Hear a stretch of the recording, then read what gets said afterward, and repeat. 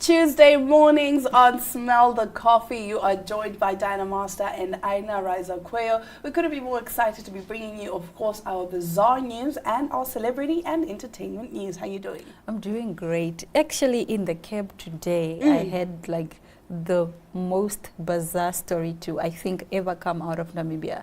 So there's this man who goes and sleeps at his mom's tombstone in the graveyard. What? Yes, and this is in Oshakati. What? Apparently, him and his sister, they've spent so much money to, make this tombstone. And so now he sleeps there every day to guard it. And now people in Oshakati are saying, oh, he's mad. Witchcraft, what. And he is saying, no, I'm not mad. I'm doing this out of my own will. I am sound-minded. I know what I'm doing. I'm sleeping here. I'm guarding my mom's memory. And the mom had passed away some 20 years ago. Oh, my gosh. I thought that was so bizarre. And he has like, he has this net, not necessarily a net, but I think you get what I mean, over the tombstone.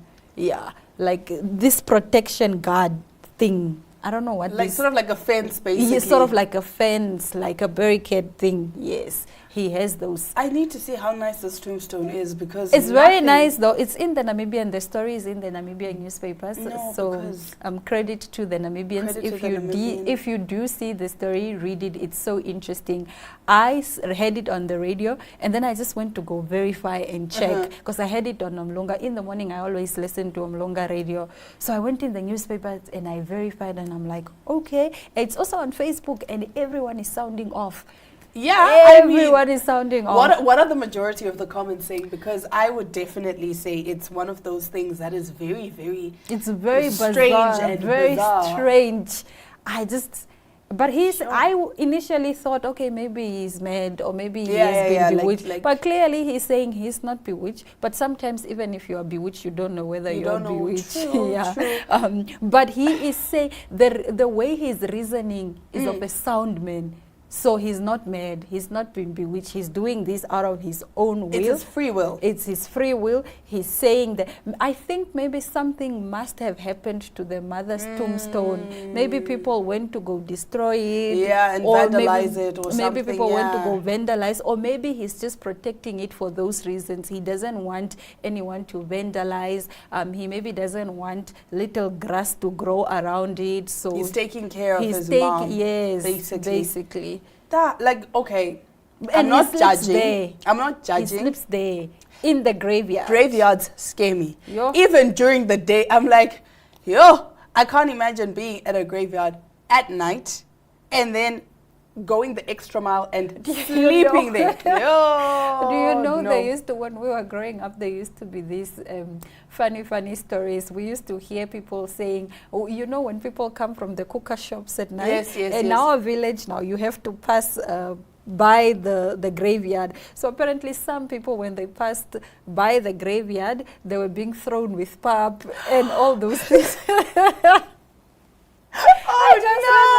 Apparently by the naughty spirits. So imagine now sleeping in the graveyard. Imagine all those spirits that you are collecting. No, could never be me. I respect him though. Like I was really, really, really, really close to my dad, but you couldn't pay me $1 million to go sleep by his grave. Maybe to go visit, I will visit during the day. During the day I visit, go leave flowers. But why am I, once it's 5 o'clock, I know it's done. We'll see you next week. It's done. I'm not going there Even after 5. By 5 o'clock, it's too late. It's too late. Because the sun is about setting. To set. So what am I doing in the graveyard? No. Kudos to you, sir. You are a brave man. No, he's very brave. He's very brave. I thought that was very bizarre. Kind of scary. You are just like, where are people? It's an oddity. In their lives. It's just... Times are really coming to an end. I agree. But you know what's not coming to an end? Smell the Coffee. We'll be right back with our top stories right after this. Neo Paints has established a 67-year Namibian legacy, creating personalized paint solutions that blend quality and innovation for the Namibian people. We pride ourselves in being a 100% Namibian-owned company, investing in our country and our people. by employing and empowering true Namibians. With every brushstroke, Neo Paints commits to our quality guarantee and always delivering a coat of excellence. At Neo Paints, we always stay true to our country. We are as Namibian as you.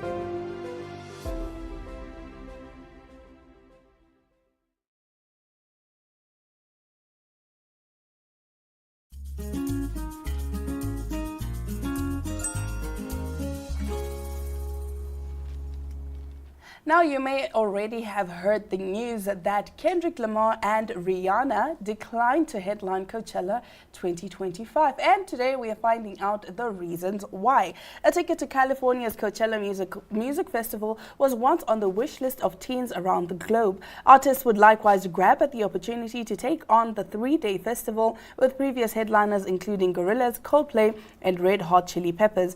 But it appears that the event's appeal is slowly fading, with Rihanna and Kendrick Lamar snubbing the chance to take the top spot at the festival's 2025 rendition. The rapper reportedly declined the offer because he was too busy to make time for the festival, while Rihanna no longer needs the money or exposure thanks to her booming Fenty empire. This is according to Bloomberg. And it's not just Coachella grappling with lineup issues or wider criticism from fans, with Glastonbury also coming under fire for, in the words of Noel Gallagher, being a bit woke now. Last year's California-based festival, which had Lana Del Rey and Blur on the lineup, saw legions of influencers flown out by brands to pose in the desert and promote their swimwear, hair and clothing ranges. But many ticket holders don't even bother attending the event that is now dubbed the Influencer Olympics. Blur frontman Damon Albarn became increasingly frustrated with the silent Coachella crowd during his band set, telling them, "You'll never see us again, so you might as well effing sing it." Bass guitarist Andy Lewis, who played on the Wellers albums 22 Dreams and Wake Up the Nation, as well as touring with him, posted on X, "Seeing the Blur thing at Coachella reminds me of when I played there with my old job. Nobody really knew or cared who we were. The crowd were just having a great time and making sure they were seen to be having a great time. I got the impression it's not a music festival, rather a conspicuous consumption festival, a we're here and you ain't festival. Don't get me wrong, nobody there was unpleasant, but I didn't get the impression anyone cared about the music more than they cared about being there. Influencer fatigue is setting in for music lovers who would typically attend Coachella, with 75% of respondents of a recent US survey saying influencers are overshadowing Coachella's musical purpose. Meanwhile, 68% of respondents said they are unhappy with the increasing presence of brands and social media influencers at the 3-day event. Yeah, I mean, an event shouldn't have such a long lifespan. An event, a TV show, a festival, you need to evolve. You need to evolve. Once something is past 7 years, 7 years is even stretching it. Once you have the same idea, even if you try and recreate it for 7 years, people are going to be bored. But it's just the honest truth, no, unfortunately. I think here it's not necessarily an issue of being bored. It's an issue of, it's become, like they're saying, the Influencer Olympics, where we are just snapping to say we were at Coachella. Because apparently people are bored of the music, are bored of the idea, so they just go there to show face now. They just go there to show face. They were saying some of the influencers will post, "No, I'm going to be at Coachella." They're not even there at Coachella. Exactly. You remember? But I think Beyonce did perform at Coachella, and it was like a big thing. It was like a whole concert and a whole festival. But you see, that's the problem. But you need to get a headline act. But the headlines are refusing. They're saying they're saying it's too woke now. They're saying it's too woke. I'm too busy. I don't need the money. I just don't care. No, but some are well to turn down things because you're like, I don't need the money and I don't need the influence. So that's me. I don't even have that money. But sometimes I just say I don't need that money. No, you know your worth. I've need that money. Like, I've turned down, 2 gigs now? Yeah. That were like, no, there's no monetary compensation. I was like, that's great for y'all. I don't need exposure. Thanks. I don't need exposure. I'm exposed enough. I'm exposed enough. I have enough exposure. I am so exposed, it's unreal. Okay, let's talk about people who might not be as exposed as you. A woman is currently being praised on social media for teaching her friends a valuable lesson by spiking their drinks. Very odd. As she urges party goers to keep an eye on their drinks at all times. She highlights just how easy it is to slip something into someone's drink. On TikTok video, Shira reminds people to stay vigilant not only when they are drinking in club or a bar or a restaurant, but when they come to private parties. She said this is important to remember. Do not let your guard down even at private parties. In the clip, Shira can be seen dropping gummy sweets into her friends' drinks so that they can visually see that they have been spiked. Throughout the video, she drops the sweets into more than 10 of her friends' cups, trying different tactics to show just how easy it is. Shira, who created the brand Nightcap in 2019 as a way to help prevent drinking spiking, adds, it doesn't matter if you are drinking out of a can or a bottle, always watch the bartender make you your drink. Order from an angle shot if you are uncomfortable, and never leave your drink unattended with or without a nightcap. Commenting on her clip, another user said, honestly, this is a fun way to teach your friends how to pay attention to their drinks. No, I don't want. I did not consent to this. Okay, technically you also don't consent to being laced in the club, but you know, at least it's a controlled environment. Sometimes you don't listen. People need to show you. But I like that it's in a controlled environment because then, you know, you're my friend, so I'll take care of you. And then you even know I'm feeling a little woozy, so these are the effects of me being spiked. At least it's what is it? Wine gums, gummy sweets. Gummy bears. Yeah. Gummy bears. In the drinks. Yo, sometimes it's gummy bears, it's powder, it's tablets. You never know what you're. So it's these powder. tips are actually really, really good to say that, you know, never leave your drink unattended. Even if it's a can. I was watching some show, I think it was CSI or whatever. Sometimes they even inject into like the bottled water. They inject it into the bottled water, so you won't see that it's been like. So you're literally opening the bottle, and you're now wondering what's happening. So they sometimes lace the water. By injecting, even like these things, so that's why they say even these things in like packages, they can also be laced. Because imagine if it's like ice cream. There was a very popular story, but I'll tell you about it after the break, that broke the internet, where basically someone was almost poisoned from unopened ice cream. That's wild. They injected it into the ice cream. So you can't see because you are literally opening the ice cream. So you're like, no, but it's, you know. It's sealed. It's sealed. Yeah. But yeah, just be careful out there, guys. If you want to stay at home, stay at home. But if you want to go out, just be extremely careful who you get your drinks from, how you leave your drinks, or who you leave your drinks with. If you're going to leave your drink unattended, when you come back, rather just throw it out because you never know. But that does bring us to the end of our top stories. We'll be right back with our interview segment.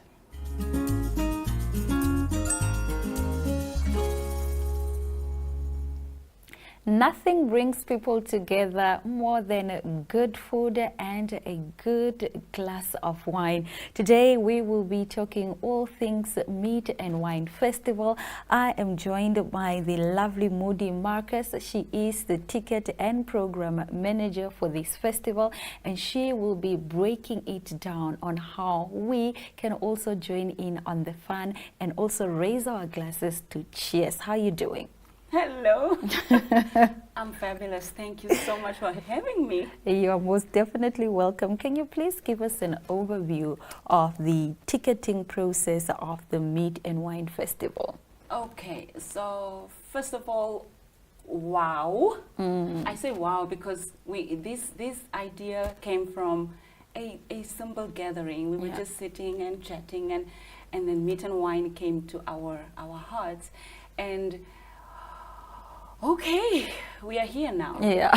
So everyone who's interested in being a part of this amazing event can get tickets on Web Tickets. Okay. And then, or you can call the number that is showing on our social medias. So yeah. Okay. Walk us through the process of how these tickets are structured. Do you have different packages? I'm talking standard, maybe VIP, and so forth and so on. Or is it just like the ticket is just 200 and that's that for everyone? Okay. No, we wanted to give a certain group of people a little bit of an exclusive treatment at our event. So we do have general tickets as well as VIP tickets. So general tickets are sold at $100 and VIP tickets are sold at $250 Namibian dollars. All right, so what are the strategies then that you are employing to ensure that if I want to purchase a ticket, that way for me is smooth, that I acquire the ticket in the most simple, effective manner? Yeah. We try to make it as simple as possible. You go on the WebTicket website and you can either purchase it there, or once you call the number, we will hand deliver it to you. Okay. Or we will reserve it for you, and then you can still come and acquire it at the door. Okay. We will have ticket sales open at the door depending on we have limitations on the VIP tickets, but we have no limits for the general tickets. So it's very advisable to rather choose your package and then purchase as soon as possible. Where is this festival taking place? At what venue in that regard? And also, how do you ensure then that this venue that you've chosen can accommodate everyone who has bought tickets? Well, we chose the most amazing. We will host it at the heart of the Country Club Resort and Casino. Nice. Beautiful at the Lapa area garden. It's an open air event, and there will be a lot of breathing in of the meatery and experiencing the pairing with meat and the wines. So we are hosting it at the Country Club Resort and Casino. Is the food for free? Is the food for free? Well, what we are trying to create here is a experience. Okay. So when you come, you get a chance to, there will be different exhibitors. So we have different meat type of meatery exhibitors. Okay. You can get your chickens, you can get your pork, you can get your beef, and people will be creating very creative cuisines out of meat. So you will be able to taste and then but also purchase at the end of the day.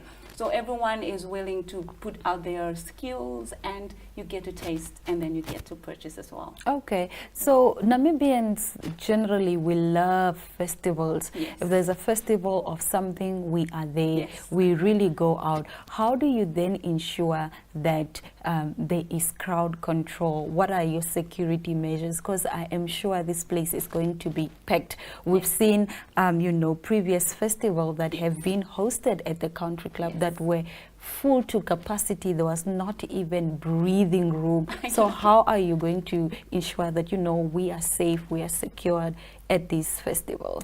First of all, the Country Club Resort and Casino itself is a very safe venue. They actually have a very good system within controlling of the entrances. So what we have done on our own for security is to get our own bouncers. So we have hired preferably a few of the bouncer companies, and we will have them roaming around within the event. So there will be blocks and no one will be allowed, if you haven't had your own ticket. So yeah, we will have very good security. Each exhibitor also has their own security, just to make sure that everything runs smooth. Yeah. All right, I know you mentioned that there are going to be exhibitors, but maybe you can walk us through what type of meat is going to be there for some of these exhibitors. What do you know about the meat that is going to be served there?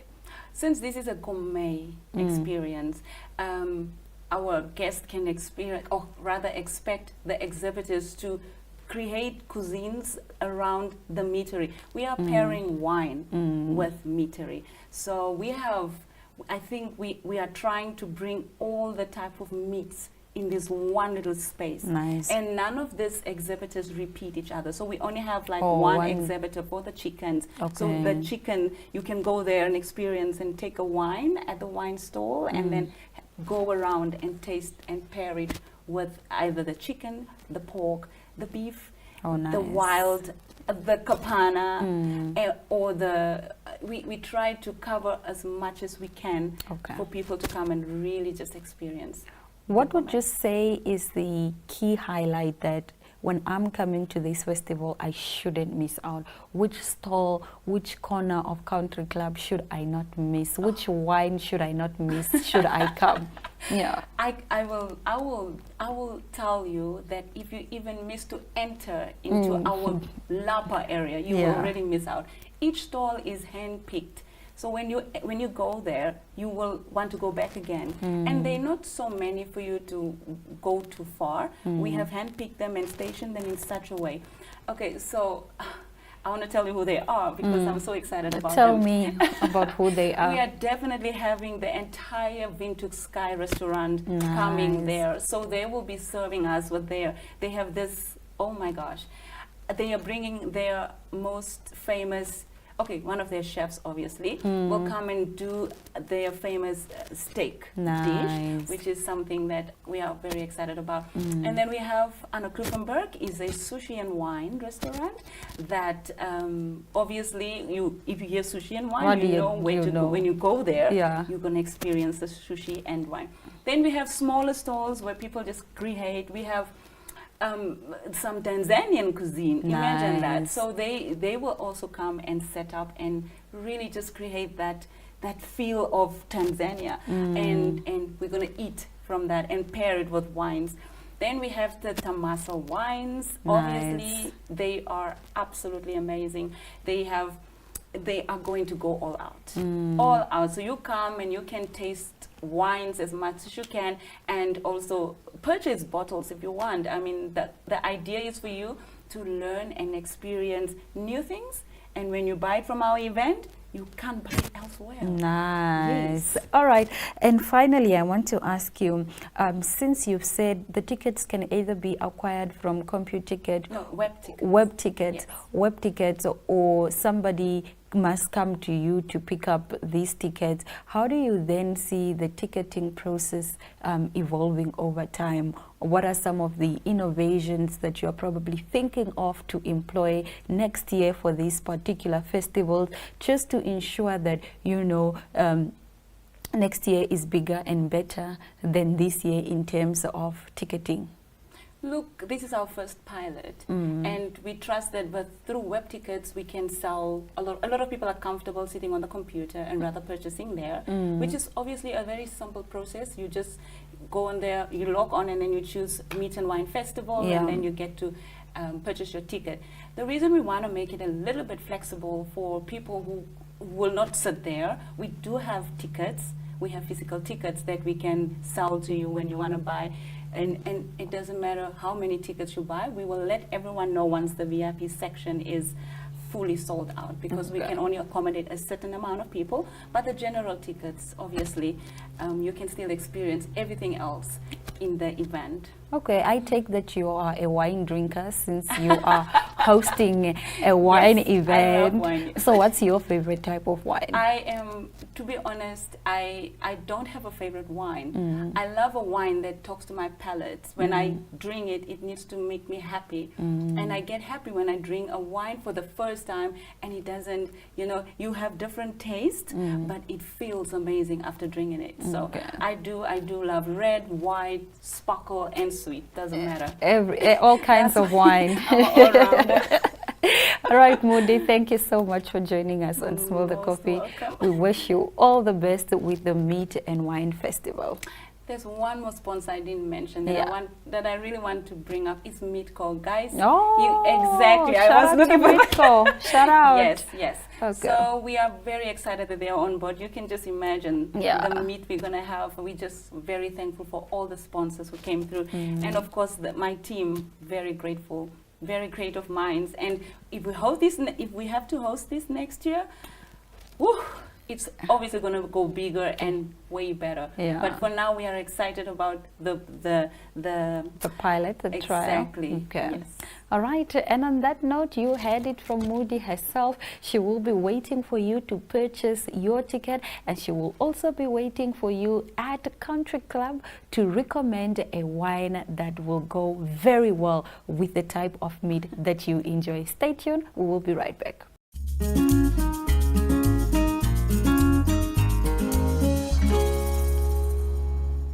And that's all the time we have for today's episode. But fear not, we'll be back again tomorrow, same time, same place. Do have yourselves a lovely Tuesday.